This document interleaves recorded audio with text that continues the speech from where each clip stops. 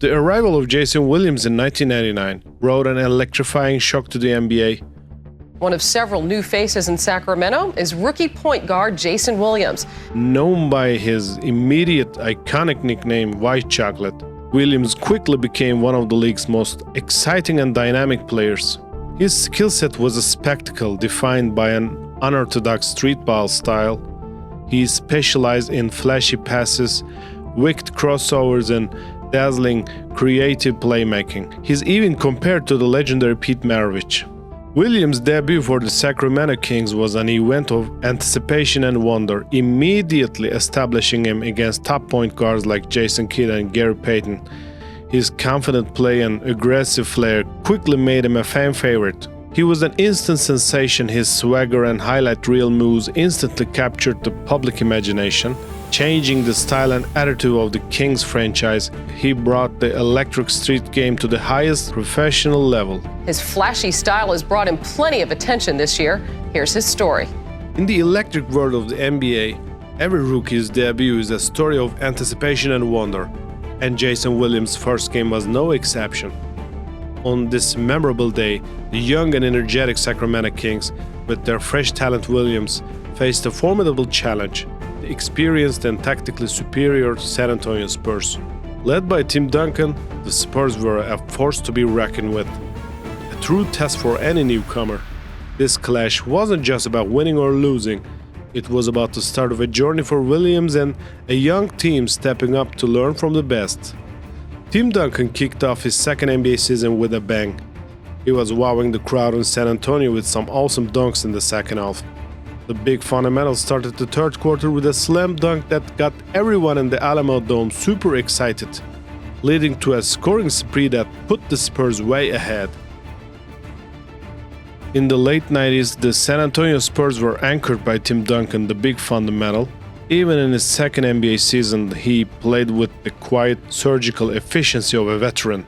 In the third quarter, Duncan asserted his will. He slammed home a dunk that everyone in the Alamo Dome super excited, immediately triggering a massive scoring spree. His game wasn't flashy, but it was simple, repeatable, and completely unstoppable. Duncan delivered 2 points consistently every single time.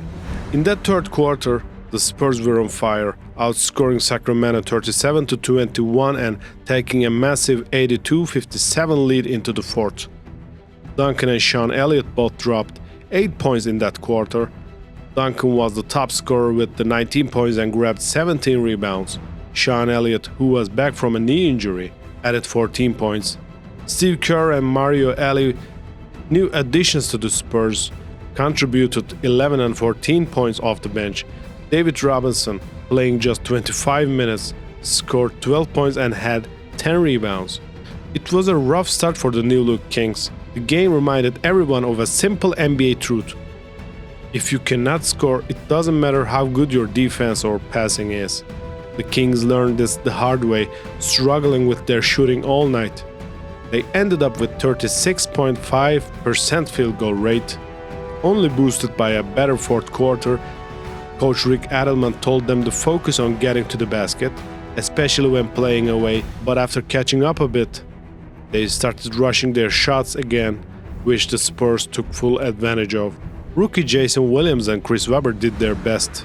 Williams scored 7 straight points early in the third quarter, cutting the Spurs lead, but the Spurs responded with a 10-point run. Jason Williams burst into the league as a human highlight reel. His flashy passes and streetball style showmanship were an instant sensation, creating indelible memories for fans. But this very exuberant individual brilliance often overshadowed the deeper truth about his game. Jason Williams was a scorer first. Despite the Sacramento Kings' overall 36.5 shooting struggles that night, Williams himself possessed the guts and confidence of a pure scorer. His aggressive flair was rooted in willingness to attack and score, which is what generated those breathtaking, opportunistic passes. He demonstrated this mentality by scoring 7 straight points early in the third quarter, a moment of individual brilliance in the face of a systematic collapse. The fundamental lesson of that debut was that if you can't score, it doesn't matter how good your defense or passing is. For Williams, his passing was not a replacement for scoring, but an extension of his scoring threat. When defenses collapsed to stop his penetration or shot, that is when the highlight reel dish emerged. He held his own against elites like Kidd and Payton because he first presented a scoring challenge, not just a passing one. The Spurs' clinical efficiency proved that individual flair needed consistent scoring to win at highest level.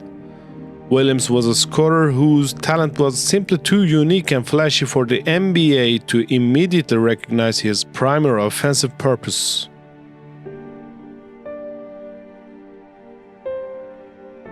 Throwing the Kings off their game, the Spurs dominated the last part of the third quarter, scoring 21 of the final 27 points.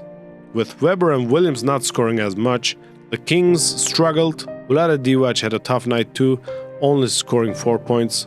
The Kings started with too many long shots, missed a lot, and couldn't adjust. Their defense against fast breaks was also lacking, leaving them vulnerable to easy Spurs scores. Williams, tough, really impressed everyone. Steve Kerr praised him, saying, "Jason Williams was impressive. He took over in the third quarter, and that is in his first NBA game. He's got guts, and I was scared in my first game."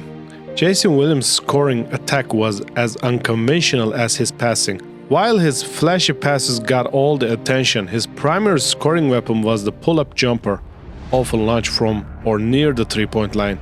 This aggressive style was key to his game, giving him guts and confidence to challenge defenses. It was his willingness to pull up and shoot off the dribble that kept opponents guessing. Did he go for the quick score or the no-look dish? However, that flair came at a price. In his rookie year, he attempted over 6 three-pointers per game but shot just 31% from the deep, and his overall shooting efficiency was low. Williams' aggressive pull-up style was the definition of high risk, high reward, making him an electrifying player, but also highlighting the need for greater scoring consistency. Williams, nicknamed White Chocolate, said he wasn't nervous because this is what he does for a living. "We're gonna be alright," he added. Williams made a big splash in his NBA debut. In a league full of talented point guards, he's already held his own against the top players like Jason Kidd, John Stockton, and Gary Payton. His flashy passes and confident play have quickly made him a fan favorite and key player for the Kings. But this is just the start for Williams in the NBA. As the final buzzer echoed in the Alamo Dome, it marked more than just a loss for the Sacramento Kings. It was the beginning of a journey for Jason Williams and his team. Despite falling to a seasoned San Antonio Spurs 101-83, the Kings, with their youthful zest and Williams' impressive debut, showed glimpses of potential greatness. The 1998-1999 season was defined by a 6-month NBA lockout, which ultimately shortened the schedule to just 50 games.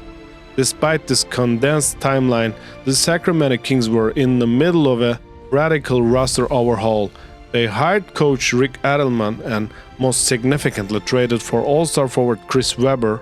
Webber led the team, averaging 20 points and 13 rebounds per game, and was named to the All-NBA second team.